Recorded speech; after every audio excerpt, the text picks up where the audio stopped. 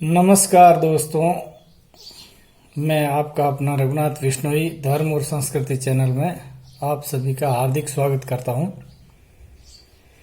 जीवन में एक बात शाश्वत सत्य है कि आपके पास अगर दौलत है तो आप दुनिया का हर इंसान आपका दोस्त है, मगर केवल दौलत होना ही सुख नहीं है।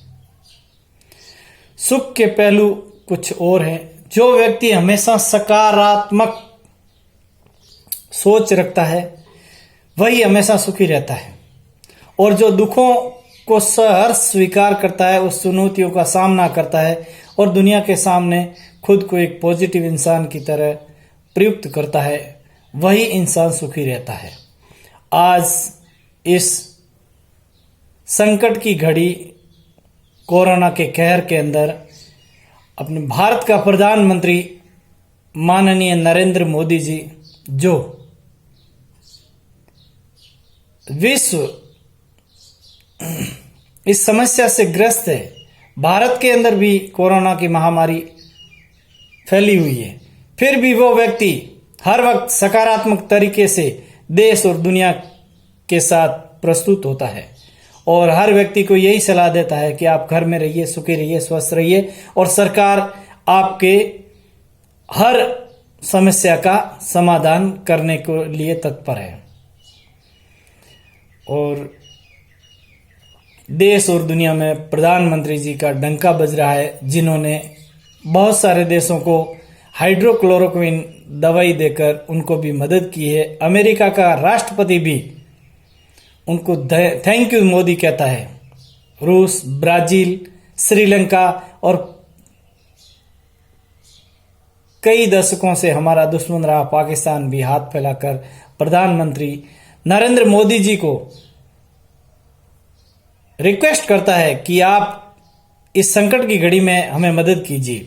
और भारत के अंदर बैठे हुए दोगले लोग, दोगले नेता क्या कहते हैं कि हमारे प्रधानमंत्री जी ने अगर ये लॉकडाउन समय पर लगाया होता तो भारत इस समस्या से नहीं जूझ रहा होता। मगर आप देखिए, अमेरिका जो विश्व की सबसे बड़ी अर्थव्यवस्था, सबसे बड़ा शक्तिशाली देश है, वो प्रधानमंत्री, उस देश का राष्ट्रपति खड़ा होकर कहता है कि अगर ये समस्या इस प्रकार रही तो 2 लाख लोगों की मृत्यु हो सकती है, और अगर उससे कोई बचा सकता है तो वो भारत और नरेंद्र मोदी बचा सकता है।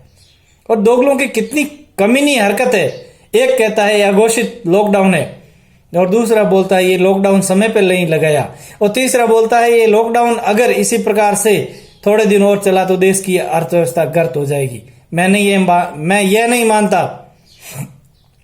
मानता हूं कि एक संकट के बाद आपको एक बहुत बड़ी सफलता मिलने वाली है, और उस वक्त भारत की अर्थव्यवस्था इतनी तेज गति से विकास करेगी कि भारत दुनिया की दूसरी सबसे बड़ी अर्थव्यवस्था में शामिल होगा, और भारत के अंदर व्यापार, उद्योग सभी बहुत अच्छी तरह से चलेंगे, और देश और दुनिया से लोग आएंगे और यहाँ इन्वेस्टमेंट करेंगे, और देश की अर्थव्यवस्था और जीडीपी बहुत तेज गति से विकास करेगी। हमारा देश आज इस संकट की परिस्थिति से गुजरता हुआ भी सबसे आगे है, विकासशील है, और विश्व गुरु बनने की तरफ चल पड़ा है। मुझे गर्व है मेरे देश के प्रधानमंत्री और देश के सुरक्षा कर्मियों, देश के चिकित्सा कर्मियों, देश के सफाई कर्मियों और समाज सेवियों पर, जिन्होंने इतनी बड़ी संकट की परिस्थिति में हमारे देश को सुरक्षित रखा है, और आज हम कोरोना की महामारी से बहुत अच्छी तरह से लड़ रहे हैं, और उसके अंदर हमें बहुत हद तक सफलता मिल रही है।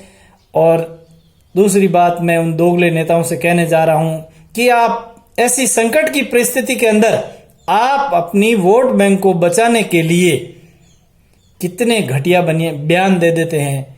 तबलीगी जमात आई जिसने थूकना, लड़ना, झगड़ना किया। एक कहता है इनकी गलतफहमी एक भाषा के कारण हुआ है, और कुछ लोग तो उनके मरीजों का कॉलम भी हटा दिया। तबलीगी जमात नहीं, टोटल ऑल ओवर कितने हैं। क्यों करते हो भाई? भारत एक हिंदू राष्ट्र है, हिंदू राष्ट्र था, हिंदू राष्ट्र रहेगा। और आप देश का प्रधानमंत्री जब सुबह निकल के ललाट पे तिलक लगा के निकलता है, तो आपको ये समझ लेना चाहिए कि वो व्यक्ति इस देश को हिंदू राष्ट्र बनाने के ऊपर तुला हुआ है। उसकी गंभीरता, उसके मौन को आप हल्के में मत लीजिए। और मेरे हिंदुओं, मेरे सभी सनातन धर्मियों, आप सहयोग कीजिए। मेरे देश के उस प्रधानमंत्री का ऐसा मौका आपको बार बार नहीं मिलेगा और नहीं मिलने वाला है। 1400 साल बाद एक व्यक्ति, हिंदू हृदय सम्राट श्री नरेंद्र मोदी आया है, जो भारत को विश्व गुरु बनाने जा रहा है। और मैं गर्व के साथ ये बात कहता हूं कि आने वाले समय में भारत विश्व गुरु होगा और हिंदू राष्ट्र भी होगा।